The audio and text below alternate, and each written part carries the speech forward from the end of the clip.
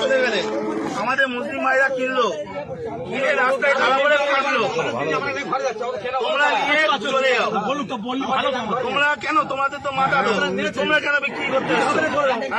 তোমাদের মাথা হারানো, তোমাদের মালকে আমরা কিনে ফাঁসবো, মাথা বেশি দিবে, তোমরা চলে যাও। ভালো কথাই বলছি, হাট এখন বন্ধ করে তোমরা চলে যাও। কেউ একটা ভালো কথা বলো, এনাদের কেউ একটা কিছু কোনো কথা বলবে না। উপরে বলুক, উপরে বলতে পারো, করে খাই, আমরাও করে খাই।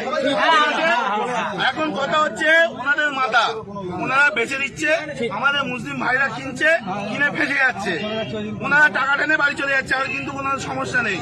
সুতরাং কেউ একটা এদের কোনো কথা বলবে না, এনারাও করে খায়। কিন্তু তোমরা মানে কাকা গরুগুলো নিয়ে বাড়ি চলে যাও।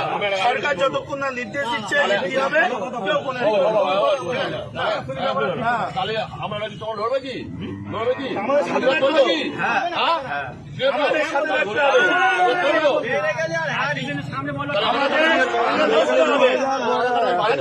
আজকে শোনো, আজকে ভারতবর্ষে এই গরু এক্সপোর্টের দ্বিতীয় নম্বরে, আর আমরা আজকে করছি অত অপরাধ আমরা করে ফেলেছি।